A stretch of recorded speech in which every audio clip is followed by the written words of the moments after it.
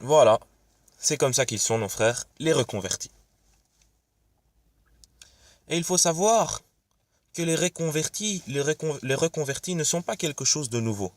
Cela a existé même au temps du prophète Mohammed sallallahu alayhi wa sallam.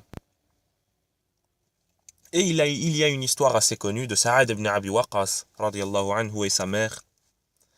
Lorsque Sa'ad ibn Abi Waqqas était jeune, il a accepté l'islam. Et sa mère avait été très déçue par sa décision. Elle a essayé à plusieurs reprises de le ramener à sa religion initiale qui était le shirk, le kufr. Elle a utilisé différentes stratégies, différentes méthodes, mais rien ne fonctionnait. Sa'ad ibn Abi Waqqas était ferme dans sa décision. Alors, comme dernier ressort, la dernière stratégie, la dernière méthode qu'elle a utilisée, c'est les émotions. Et qu'est-ce qu'elle a fait? Elle a dit, je ne mangerai pas tant que tu ne renies pas ta religion. La grève de la faim.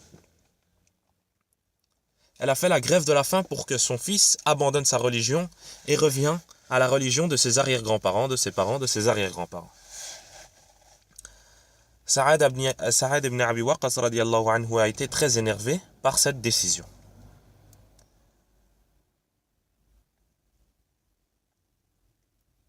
Et lorsque sa mère approchait de la mort, à cause de la faim et de la soif, Sa'ad ibn Abi Waqqas radiyallahu anhu a dit à sa mère, avec courage et détermination, elle a dit, ma mère, même si tu avais 100 vies en toi, même si tu pouvais vivre 100 fois de suite, même si tu avais 100 vies en toi, jamais je n'abandonnerai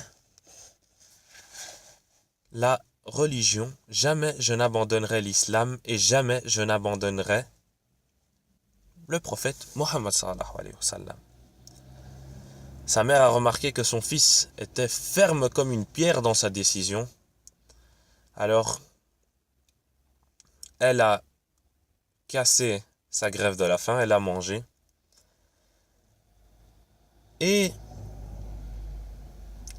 il y a un verset dans le Saint-Coran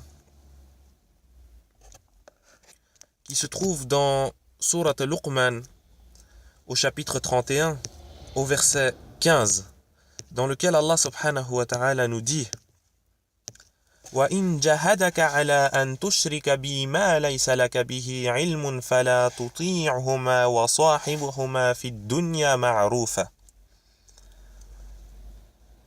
Il est dit, et si tous deux, ton père, ta mère, tes parents, et si tous deux te forcent à m'associer, ce dont tu n'as aucune connaissance, si ton père et ta mère te forcent à associer, à faire du shirk, à quitter la religion de l'islam, alors ne leur obéis pas.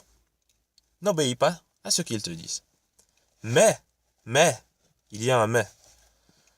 Reste avec eux ici-bas de façon convenable. Comporte-toi avec eux ici de façon convenable. Ce n'est pas parce que tes parents te forcent à quitter l'islam que du jour au lendemain, tu as le droit de ne plus leur parler. Tu dois continuer à avoir contact avec eux et à te comporter de façon convenable envers eux. Et wallah, ceci est la clé de la réussite. Peu importe leur état, peu importe leur énervement envers l'islam, envers la nouvelle religion que leur fils ou leur fille a acceptée, le comportement peut changer leur point de vue de cette religion. Même si vous avez accepté une religion qui pour eux apparaît comme étant le satanisme, mais que vous montriez que vous êtes un meilleur humain, un meilleur être humain que ce que vous ne l'étiez avant, wallah, ils l'accepteront.